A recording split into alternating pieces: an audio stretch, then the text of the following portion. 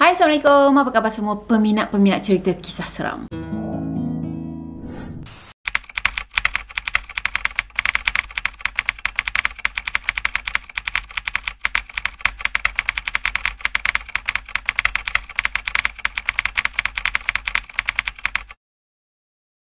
Ya, korang semua lah kan. Saya tahu ramai yang datang ke channel ni untuk dengar cerita-cerita seram. Sampaikan ada yang komen, "Akak nak lagi, panjangkan sikit, panjang setengah jam pun tak apa." Jadi sebab itulah sebenarnya kebelakangan ni saya banyakkan kisah seram. So, video kali ni pun kita nak ceritakan kisah seram juga. Video yang lepas saya ada cerita yang saya ambil kisah-kisah seram daripada satu blog ni kan. So, ini adalah sambungan dia. Ya, saya ambil cerita ni daripada blog yang sama. Dan kali ni pun saya combinekan 3 cerita dalam satu video. Jadi tak payah nak lengahkan masa. Dah sedia?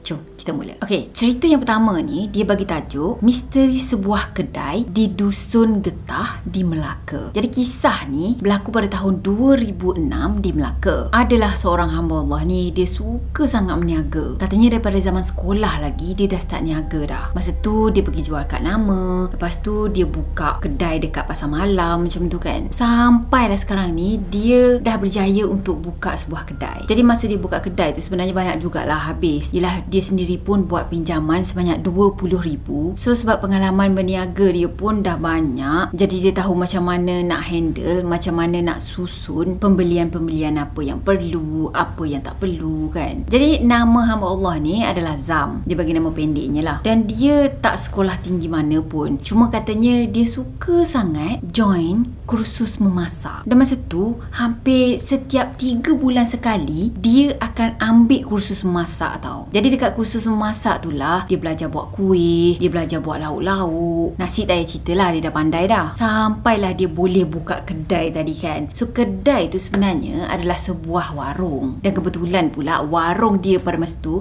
betul-betul ada dekat tepi jalan. Jadi sebelum sampai dekat kedai dia tu, orang area situ kena lalu satu kebun getah dan juga kebun durian, barulah sampai dekat kedai dia. Jadi dekat area situ memang kedai dia sebuah je yang ada. Dan biasanya dia akan buka kedai dalam pukul 5 petang sampailah 1 pagi. Menunya pula menu biasa-biasa je. Katanya menu ala kampung macam gitu. Cuma dia adalah buat makanan western. Lepas tu dia ada buat menu of the day. Contohnya macam masak puyuh, masak telur itik, masak lemak, macam gitulah. Dan dia pun tak ada letak harga mahal sangat. Katanya dia letak harga bujang macam tu je. Nasi goreng yang dia jual harganya lebih kurang RM3.50 siap dengan telur mata. Saya rasa itu dah sangat-sangat berbaloi dah zaman sekarang ni. Walaupun harganya tak mahal mana, tapi katanya dia mampulah untuk bayar 6 orang pekerja. Dan semua pekerja dia adalah lelaki. Nak dijadikan cerita, lepas 3 bulan kedai tu beroperasi, si Zam ni mula dapat aduan daripada tukang masak dia, namanya Aziz. Jadi si Aziz dia bagi tahu Zam, katanya tulang-tulang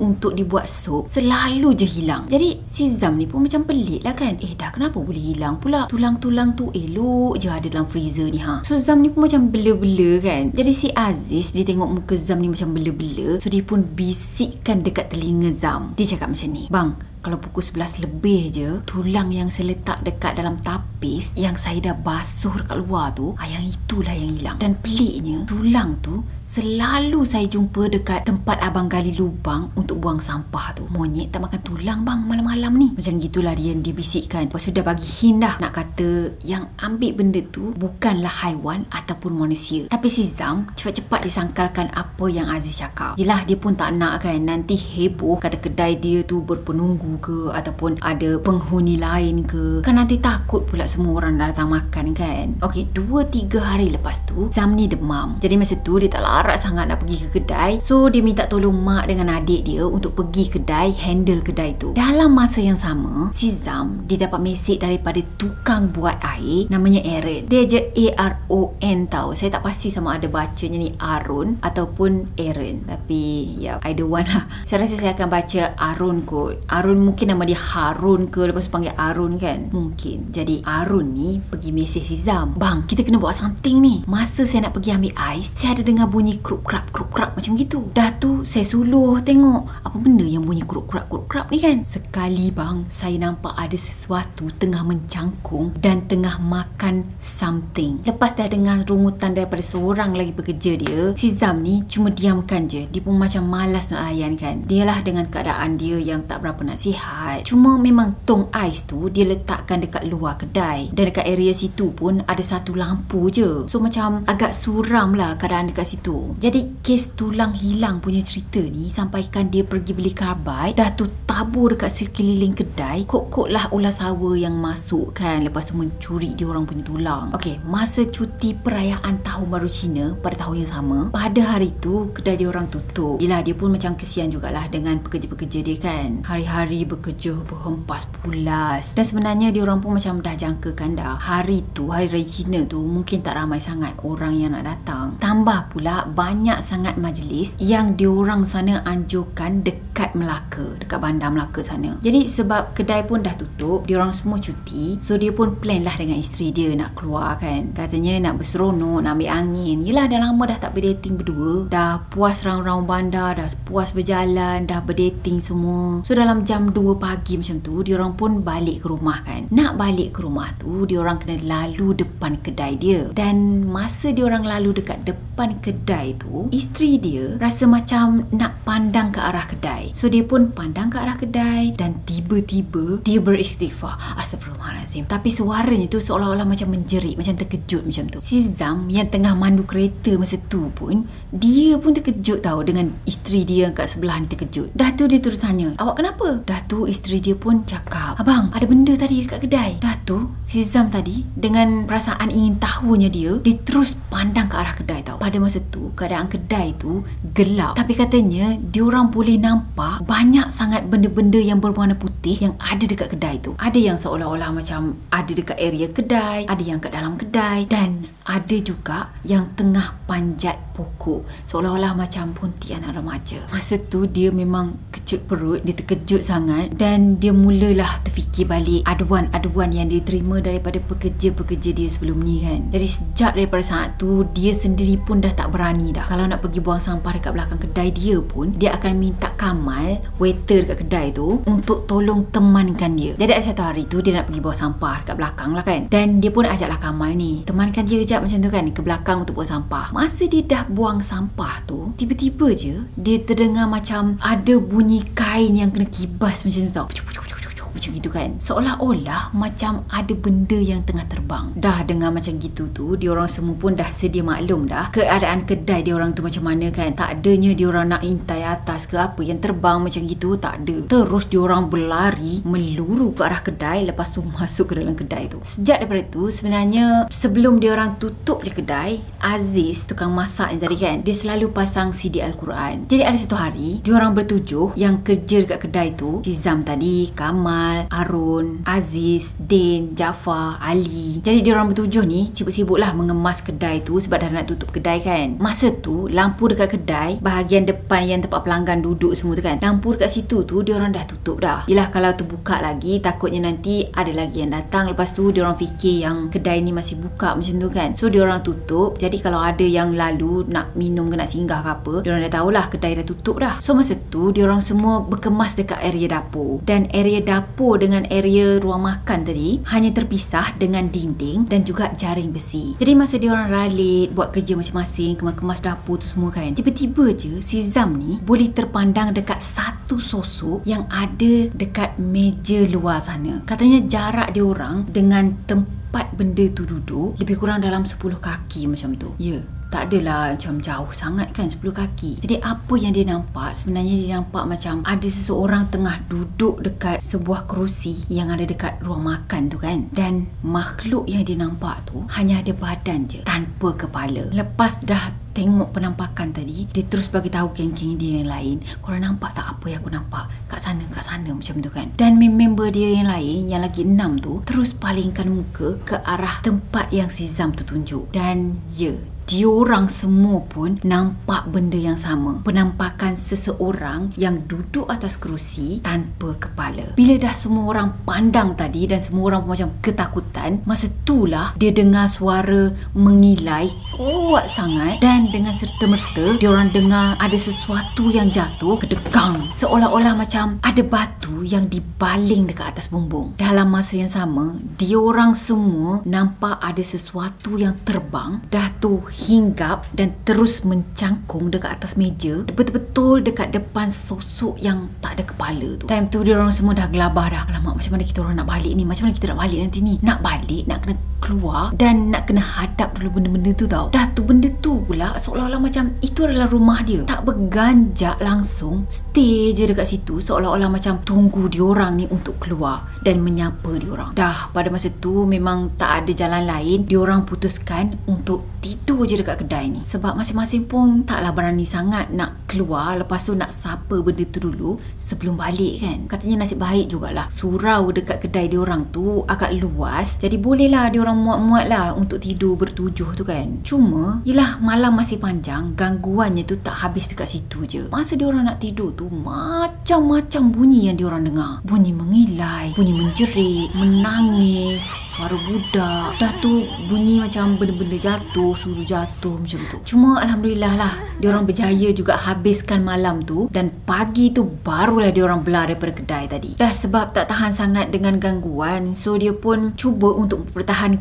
kedai tu dan dia panggil lah ustaz kan. Dia tanya ustaz, apa yang dah berlaku sebenarnya ni kan. Jadi ustaz ni pun cakap lah, sebenarnya tapak kedai ni tempat diorang dan diorang pun tak adalah niat nak berganggu. Yelah, cuma nak test macam gitu je. Sebab bagi diorang, tapak kedai ni adalah tempat diorang semua melepak. Korang boleh bayangkan tak kalau kita punya mall tapi diorang buat kedai makan dekat situ? Macam tu lah. Mall lah kan, biasa kita melepak dekat mall lah kan, ke kat mana? Okay, pada masa tu ustaz tadi pun nasihatkanlah dia kan, banyak-banyakkan amalan dan kalau tak tahan sangat pindah je lah. Sebab itu memang dah tempat dia, dia tak boleh buat apa dah. Cuma masa tu bisnes dia maju je, tak ada apa-apa masalah pun. Tapi bila jam 12 malam je, memang diorang akan datang melepak. Dan diorang semua pun yang bertujuh tadi, yelah pukul 12 malam je dah dudap dah. Ada sekali tu semua orang ada dekat depan tau, dan diorang semua dengar dekat dalam toilet tu ada orang yang flush. Seolah-olah macam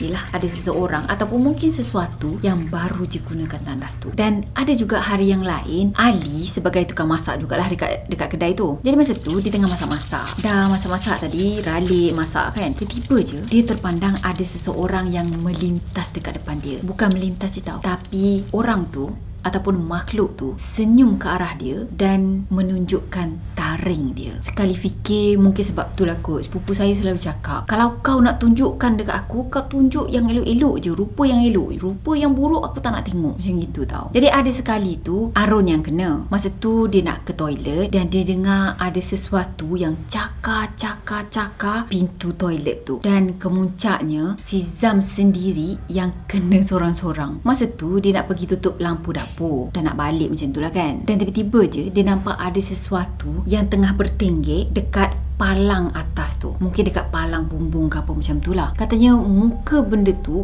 pucat lesi, macam muka juan macam tu. Dah tu benda tu boleh senyum ke arah dia dan menyeringai, seseolah macam nak ucapkan selamat tinggal, esok kita jumpa lagi ya. Jadi dia bertahan berniaga dekat situ dalam 8 bulan jugalah. Saya rasa itu dah satu tempoh masa yang sangat panjang. Yelah, dia hari-hari diganggu tau. So sebab dah tak tahan diganggu, dah tak sanggup dah kena ganggu lagi, dia pun pergilah cari kedai lain yang ada dekat Bandar Melaka. Dan alhamdulillah lepas dia dah pindah kedai tu pun bisnes dia pun maju. Tiba-tiba saya rasa macam nak tahu kedai mana yang dia masukkan ni, nak pergi try juga makan dekat kedainya ni. Jadi pada masa tu dah lebih 3 bulan dah dia buka kedai baru. Ramai jugalah pelanggan yang datang, dan ada juga pelanggan-pelanggan yang lama, yang ke kedai lama tu datang ke kedai dia yang tempat baru ni. Masa tu ada salah seorang pelanggan dia tegur. Katanya macam ni, "Weh Zam, mana 3 orang budak perempuan yang tolong kau dengan Aziz tu? Berhenti dah ke?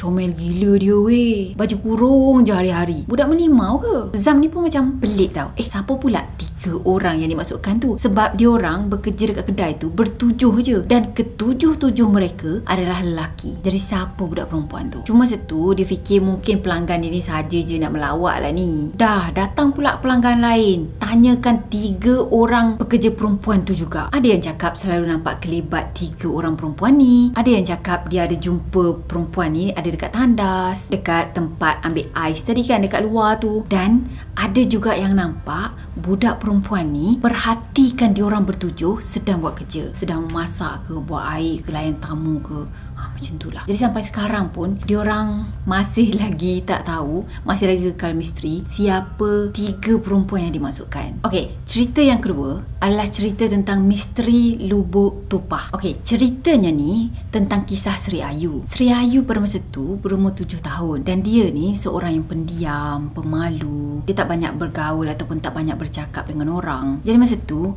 dia dengan maknya, dengan adik-beradik dia yang lain baru je berpindah ke rumah nenek diorang, yang mana nenek diorang ni sebenarnya tinggal dengan pakcik diorang yang diorang panggil Pak Cak. Dan Pak Cak ni pun belum kahwin lagi. So sebab itulah dia tinggal dekat rumah neneknya tu kan. Jadi bila Sri Ayu pindah ke rumah nenek dia, katanya dia mula jadi periang dan dia selalu bermain dengan pakcik dia, Pak Cak tadi. Perangai dia yang suka menyendiri tu pun dah makin okey. Jadi ada satu hari pagi Jumaat, Pak Cak tadi minta izin dengan ibu Sri Ayu ni untuk bawa Sri Ayu dan juga adik-beradik dia yang lain pergi berkelah di Lubuk Tupah. Maknya Sri Ayu ni sebenarnya agak keberatan jugalah sebab yelah anak-anak dia masih kecil lagi kan. Tapi sebab dah Pak Cak ni macam beria sangat nak hiburkan anak saudara dia, yelah pergi berkelah, main-main air kat sana kan. Jadi maknya dia pun izinkan lah, dia benarkan. Dah sampai dekat Lubuk Tupah tadi, diorang semua memang happy lah bila dapat main air. Dan diorang masa tu kan kanak-kanak lagi. Katanya air terjun dekat Lubuk Tupah tu agak laju dan juga dia ada berpusar dekat bahagian lubuknya tu. So dah sampai tadi, diorang terus pergi mandi-mandi dan diorang pergi terjun dekat lubuk tu. Cuma sebab airnya tu kuat kan, jadi bila dia terjun dekat lubuk tadi, air yang kuat tu akan tendang diorang semua sampai ke tempat yang cetek balik. So yang besar ni bolehlah nak terjun macam tu kan. Dan Sri Ayu pula sebab dia masih lagi berumur 7 tahun masa tu, jadi dia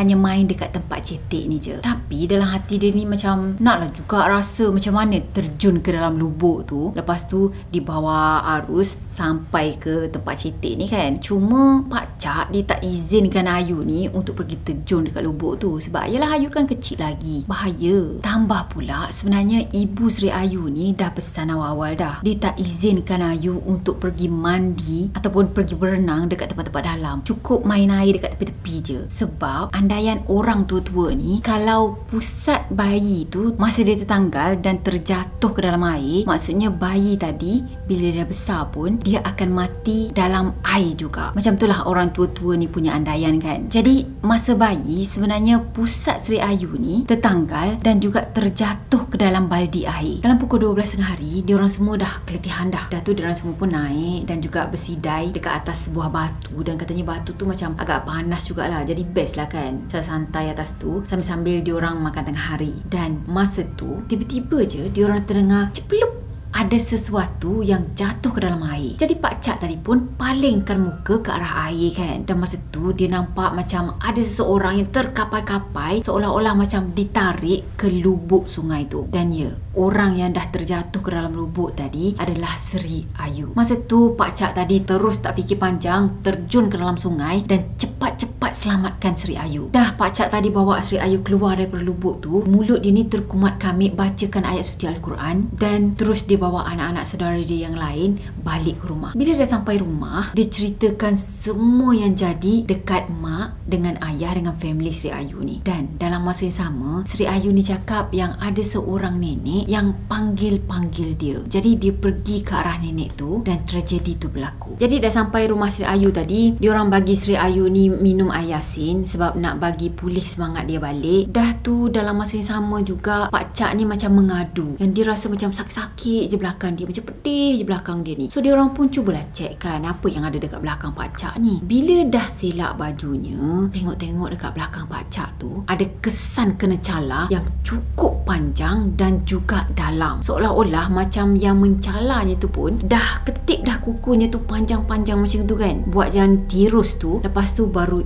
cakar orang. Ada pula ketip kuku kat sana. Dan masa tu jugalah bapak saudara dia tadi, Pak Cak tadi, dia cakap yang dia memang tak akan bawa dah Sri Ayu ni pergi ke Lubuk Tupah tu lagi. Jadi 7 tahun lepas tu, masa tu umur Sri Ayu dalam 14 tahun, Pak Cak dia ni pun dah berkahwin dah ada anak seorang dah, dan diorang semua pun dah lupakan tragedi yang pernah berlaku dulu. Masa tu isteri Pak Cak ni teringin sangat nak pergi berkelah ramai-ramai dekat Lubuk tu. Jadi diorang pun plan dalam satu keluarga besar macam itulah. Diorang plan family-nya Sri Ayu ni, mak ayah Sri Ayu dengan adik-beradik Sri Ayu semua kan. Dah tu dengan family Pak Cak ni, Pak Cak, isteri Pak Cak dengan anak Pak Cak, dan juga keluarga Pak Teh. Sebenarnya keluarga Pak Teh ni baru je pindah balik ke kampung sebab dia baru je pencen askar. Jadi ahli keluarga dia dengan dia, isteri dia, anak-anak dia pun turut sama untuk pergi berkelah dengan diorang ni semua. Jadi masa tu sebab nak pergi berkelah kan, diorang plan nak pergi bakar-bakar, lepas tu yelah makan-makan dekat sana semua kan. Jadi isteri Pak Cak dia pergi bawa daging mentah dan juga asam limau dekat tempat perkelahan tu. Katanya dia bawa daging mentah tu sebab nak pergi bakar-bakar daging dekat sana, dan diorang bawa asam limau tu pula sebab diorang nak buat air asam untuk cicah dengan daging tu nanti, dan diorang buat makan-makan lah. Ui, kalau sekali terfikir memang sedap tu. Okey, sebenarnya benda ni semua ibunya Sri Ayu ni tak tahu langsung tahu. Sebab ibu Sri Ayu ni dia jenis yang jaga adab, dia jenis yang ikut pantang larang. Tambah-tambah lagi kalau benda yang melibatkan makhluk halus. Jadi bila dah sampai dekat Lubuk tadi, isteri Pak Teh dengan anak lelaki Pak Teh ni terus terjun dalam air. Sebab diorang dah tak sabar sangat lah nak merasa air yang sejuk tu kan. Cuma bila diorang terjun je dekat dalam air, tak sampai beberapa minit tau, terus diorang berdua lemas. Seolah-olah macam diorang kena tarik ke dasar lubuk tu. Dah nampak keadaan macam itu tadi, diorang semua cemas, dan Pak Teh dia terus terjun ke dalam air untuk selamatkan anak dan juga isteri dia. Dalam masa yang sama, nasib baiklah juga ada anak sedara kepada ayahnya Sri Ayu, aka sepupu Sri Ayu lah. Jadi dia ni macam mahir sikit berenang. Dialah yang terjun ke dalam air tu untuk tolong selamatkan anak lelaki Pak Teh. Bila dah diorang semua berjaya bawa naik ke darat, dan masing-masing pun macam dah bela, dah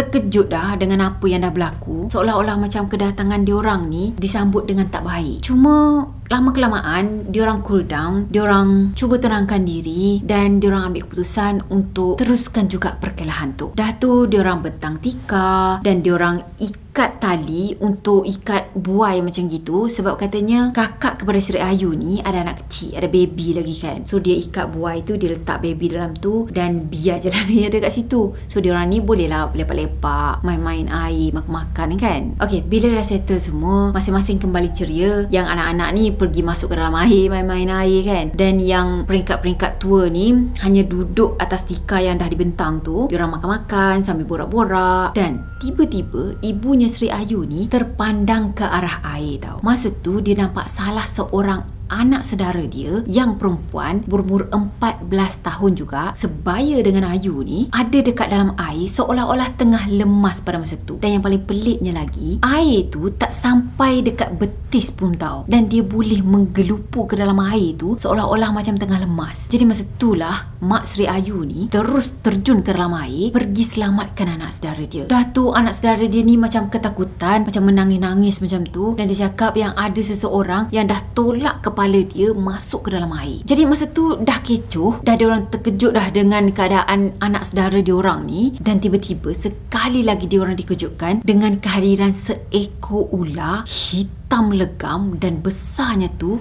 sebesar betis tau. Ular tu dia boleh lalu dekat bawah buaian yang diorang dah ikat untuk letak baby tadi. Dan nasib baiklah juga ular tu macam tak menyerang ke apa kan. Ular tu cuma lalu je dekat bawah buaian tu dan berlalu pergi. Dah nampak keadaan yang macam itu, diorang dah semua terkejut, ketakutan, dan diorang tahu yang ada sesuatu yang tak kena sekarang ni. So diorang pun ambil keputusan untuk kemas-kemas semua barang. Dah diorang masukkan ke dalam kereta dan terus balik rumah. Katanya ularnya tu besar tau, sebesar betis. Cuma nasib baik jugalah ular tu tak menyerang ke apa kan. Dan masa ular tu dah berlalu pergi, diorang semua terus kemas-kemas barang, masuk ke dalam kereta, dan diorang terus pulang. Pada malam tu juga, dalam pukul 3 pagi, maknya Sri Ayu ni terkejut bila dia dengar ada suara yang bertukar-tukar. Sekejap mengilai, sekejap menangis. Tapi suaranya tu cukup jelas. Masa itulah Ibu Sri Ayu tadi pergi kejutkan suami dia, dan ayahnya Sri Ayu ni pun bangun,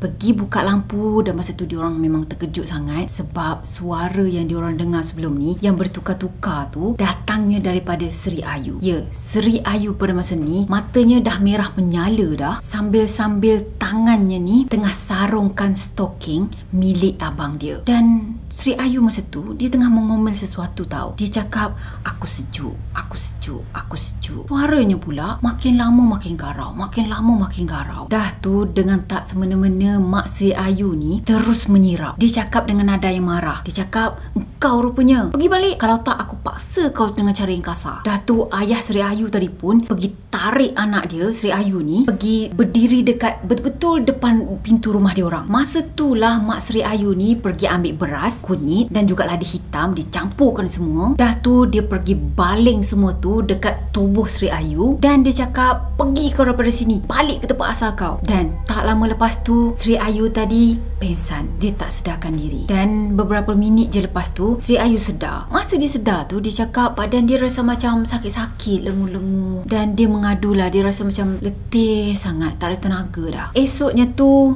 maknya Sri Ayu ni pun ceritalah dengan ipai duai dia, dengan adik-adik dia yang lain kan. Dia cerita katanya semalam dia mimpi ada seorang wanita dah tua sangat dah bungkuk dah, tiba-tiba je dia boleh keluar daripada air kumbahan yang ada dekat belakang rumah dia orang. Dan wanita tua tadi marah-marahkan mak Sri Ayu dan juga dia orang semua sebab dah mengotorkan tempat dia. Masa mak Sri Ayu tengah mimpi tu, lepas daripada mimpi tu lah dia tersedar, dia terkejut sebab dia dengar suara hilayan dan juga suara tangisan daripada Sri Ayu tu, yang Sri Ayu dah kena rasuk tadi kan. Jadi dia ceritakan semua yang dah berlaku pada masa tu. Dalam masa yang sama jugalah isteri Pak Cak ni mengaku sebenarnya dia dah langgar pantang larang sebab dia tak percaya semua tu dan bagi dia semua tu karut je. Jadi dia pun minta maaf lah dengan kesilapan yang dia dah buat pada masa tu. Dan tiba-tiba Pak Teh dan juga Mak Teh datang ke rumah dia orang dalam keadaan yang termengah-mengah tau. Dah tu dia orang bagi tahu yang gelang Mak Teh ni dah hilang dekat tempat dia orang berkelah. Jadi masa tu dia orang berenam tau, pergi ke sana balik, pergi ke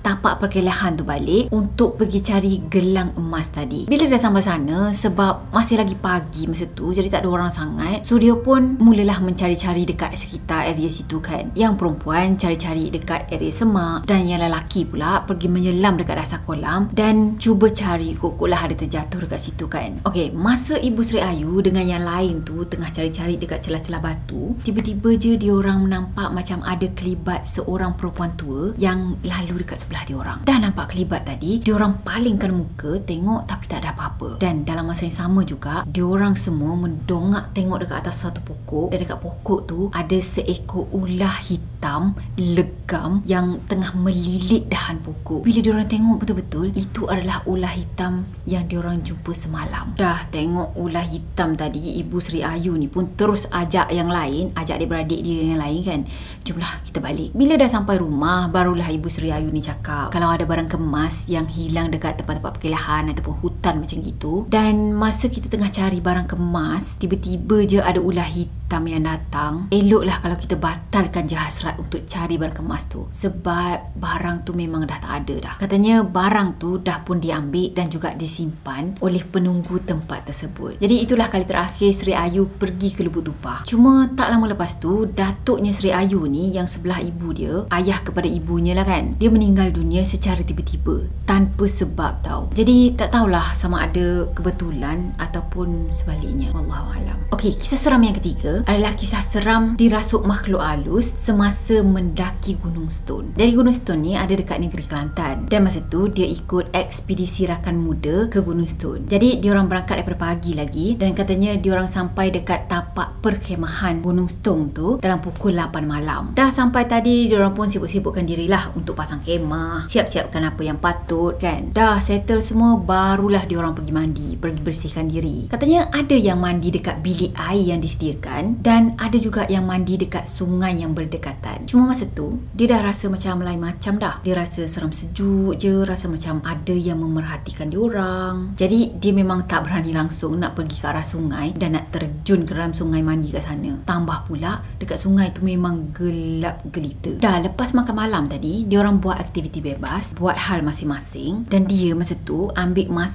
kesempatan ni untuk kenal dengan ahli-ahli ekspedisi yang lain. Dia orang lepak, dia orang bercerita, borak-borak semua kan. Dan sampaikan dia orang tak sedar yang sebenarnya masa tu dah tengah malam dah lewat malam sangat dah. Jadi masa dia orang nak masuk kemah untuk berehat, masa tu dia terkejut sebab dia nampak macam ada kelibat orang dekat dalam kemah. Kawan dia yang satu kemah dah lama dah lena. Dan katanya malam tu sepanjang malam dia memang tak boleh nak lelapkan mata langsung. Yelah, kejap-kejap dia dengar bunyi haiwan hutan yang bagi dia benda tu rasa macam creepy tau, rasa macam menakutkan sangat. Dalam pukul 6 pagi macam tu, dia orang semua dah dikejutkan dah kena siap-siap, dan kejap lagi dia orang semua dah nak sambung mendaki gunung. Pagi tu masing-masing nampak macam keletihan. Yelah, semalam sebenarnya dia orang baru je sampai dengan menaiki bas daripada Johor Bahru lagi, dan sampai ke Kelantan tu lebih kurang dalam 8 ke 9 jam. Jadi lepas dah sarapan semua, masing-masing pun bersiap lah untuk mendaki kan. Sampai dekat kaki Gunung Stone, ada salah seorang daripada peserta ni tarik diri sebab katanya kaki dia tu membengkak dan tak tahu apa puncanya. So dia tarik diri dan yang lain teruskan perjalanan. Masa tu dia cakap yang dia merentasi bermacam-macam halangan. Dia lalu ikut anak sungai, lalu ikut air terjun, dan dekat hutan belukar pun diorang lalu juga. Jadi masing-masing memang nampak keletihan sangat. Cuma diorang penuh semangat untuk teruskan pendakian. Jadi kumpulan diorang ni sampai dekat pertengahan Gunung Stone dah pun lewat petang, dan diorang plan untuk bermalam dekat situ. Jadi adalah antara diorang ni yang dah tak larat lagi dah nak mendaki, so diorang plan untuk bermalam dekat situ je, dan sementara yang lain yang masih lagi ada kudrat teruskan perjalanan diorang mendaki Gunung Stone tu sampai ke puncak. Dan dia dengan peserta-peserta yang lain teruskan perjalanan pergi daki gunung tu. Tak lama lepas tu matahari dah makin terbenam dah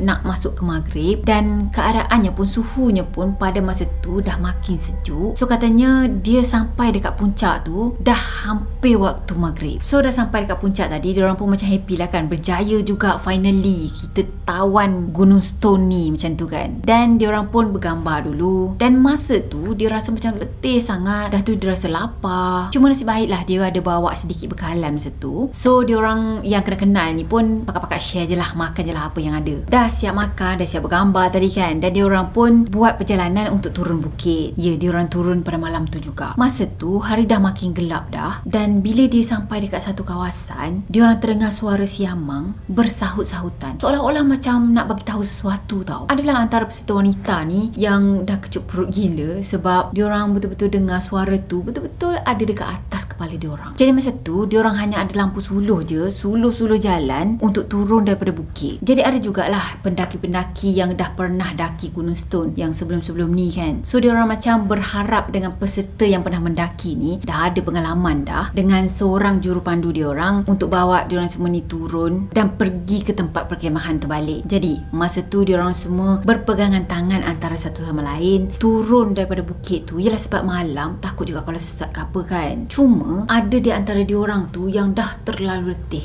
dah terlalu lemah dah, sampaikan ada juga yang pengsan. Jadi disebabkan hal ni, perjalanan diorang tu terhenti beberapa kali tau. Lama kelamaan dia rasa macam pelik tau. Kenapa tak sampai-sampai lagi ni dekat tempat perkemahan? Padahal dah lebih daripada 2 jam dah diorang berjalan, dan dia dapat rasa yang dia dah melalui jalan yang sama berkali-kali. Dan tak lama lepas tu jurupandu diorang pun macam mengakulah, ya sebenarnya dia tak jumpa jalan asal yang diorang lalu untuk daki gunung tadi. Diorang semua dah risau dah, tapi nasib baik jugalah masing-masing cool, masing-masing tak menggelabah, dapat kawal diri masing-masing, dan salah seorang daripada mereka cadangkan untuk teruskan je perjalanan. Cuma ada jugalah yang berpendapat kalau kita teruskan juga perjalanan, takutnya nanti kita tersesat makin jauh. Dan tiba-tiba je, tak tahulah macam mana boleh muncul sekumpulan pemuda misteri tau. Ya, pemuda misteri ni semua pakai serban dan juga jubah putih. Jadi pemuda tadi datang ke arah diorang dan dia bagi salam.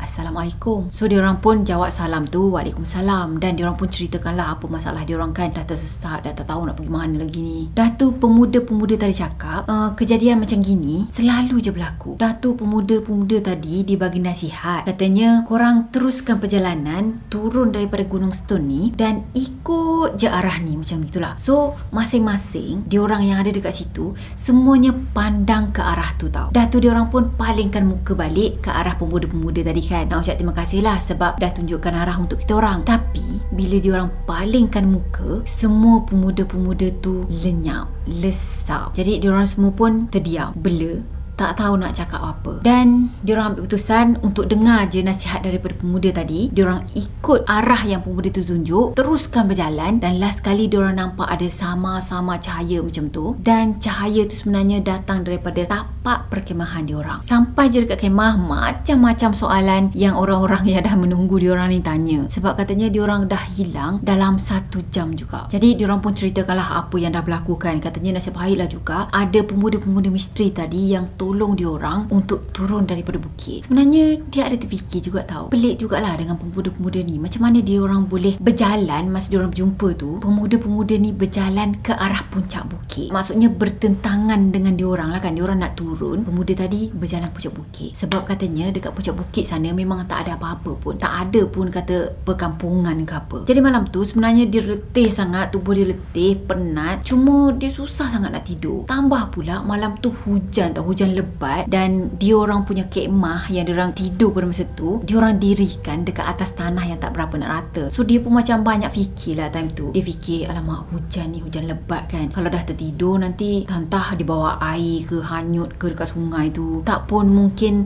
akan ada tanah runtuh ke apa kan. Sebab yelah, diorang sendiri pun berkemah tu dekat atas macam lereng-lereng bukit lah kira kan. Esoknya tu, pagi-pagi hari lagi, diorang dah kemas-kemas semua dah. Lepas tu diorang plan untuk turun ke tapak perkemahan diorang yang sebelum ni. Dalam perjalanan turun tu sebenarnya masing-masing sibuk menceritakan pengalaman masing-masing. Dan yang paling penting, diorang semua kena berhati-hatilah untuk turun tu sebab jalannya licin. Sebab semalam kan hujannya sangat-sangat lebat. Jadi dalam masa diorang turun ke bawah tu, adalah beberapa orang kawan diorang ni yang dah banyak kali sangat dah tersungkur, terjatuh, dan juga ada yang terjatuh dalam lapak air. Dah tu adalah beberapa orang yang cuba untuk tolong orang tu tapi tak berjaya juga. Okey, masa diorang dah turun tadi, diorang berehat kejap. Masa tu diorang berhenti dekat satu checkpoint macam itulah. Katanya nama tempat tu adalah Bahar Camp. So dekat situlah diorang berehat, diorang lepaskan penat diorang tu, dan diorang pergi mandi-mandi, masak-masak. Jadi hari pun dah masuk tengah hari dah. Tengah diorang leka mandi-mandi masa tu, tiba-tiba ketua kumpulan ekspedisi diorang tu cepat-cepat ajak diorang semua naik, bersiap-siap dan nak turun sekarang juga. Seolah-olah macam tergesa-gesa tau. Dan diorang rasa macam,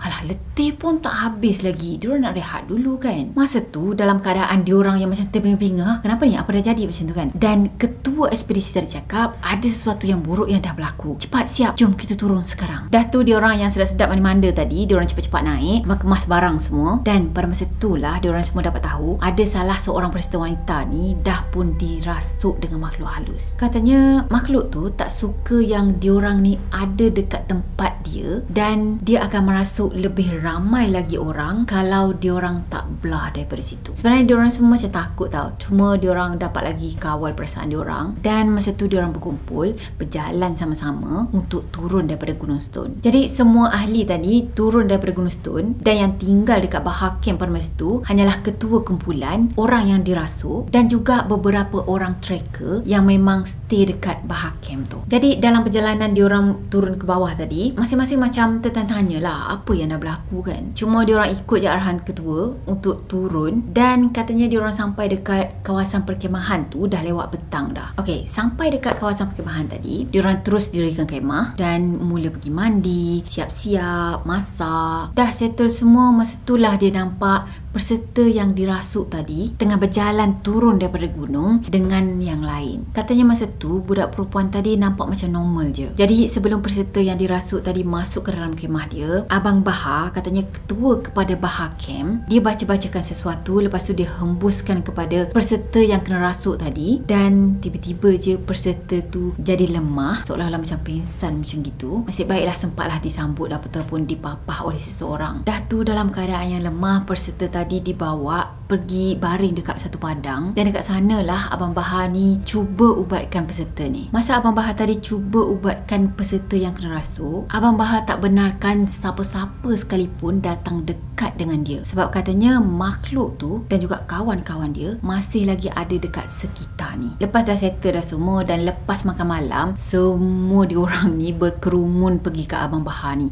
dan tanya sebenarnya apa yang dah berlaku. Masa itulah Abang Bahar ni cakap makhluk halus tu marah dengan diorang ni semua sebab ada salah seorang kawan diorang, iaitu peserta yang dirasuk ni, dah pun petik bunga dekat pokok yang mana tempat makhluk tu tinggal. Dan bunga tu sebenarnya akan menghasilkan bau selama 7 tahun sekali. Ya, setiap 7 tahun je bunga tu akan berbau tau. Saya pun macam agak pelik lah, macam terfikirlah juga, bunga apa je yang 7 tahun sekali dia akan menghasilkan bau. Korang tahu tak? Dan Abang Bahar cakap kalau diorang ni semua masih lagi stay dekat Bahar Camp tu, mungkin ramai lagi yang kena rasuk pada masa tu. Jadi sebenarnya dekat Bahar Camp sana, Abang Bahar tadi dah berjaya dah halau makhluk halus yang ada dalam badan peserta ni. Tapi masa tu peserta ni sangat-sangat lemah dan dia macam tak boleh nak menggerakkan badan dia. Yalah, seolah-olah macam pengsan lah kan. Jadi susah lah untuk diorang ni bawa turun peserta tu. Jadi Abang Bahar ni terpaksa benarkan makhluk tu untuk masuk balik dalam badan peserta tadi dan bawa peserta ni untuk turun daripada gunung tu. Jadi pada malam tu diorang berkumpul dalam beberapa kumpulan tau. Kumpulan A, kumpulan B, kumpulan C. Tapi diorang tak adalah macam bahagi-bahagikan kumpulan tu, tak. Cuma diorang sendiri yang jadi satu geng macam itu. Dah tu saling-saling bercerita, saling-saling berkongsi pengalaman seram yang berlaku pada diri masing-masing dalam beberapa hari diorang dah mendaki gunung tadi. Dan dia ni pula, bila dia dah bosan dengar cerita daripada kumpulan A, dia pergi pula dekat kumpulan B dengan cerita dekat kumpulan B pula.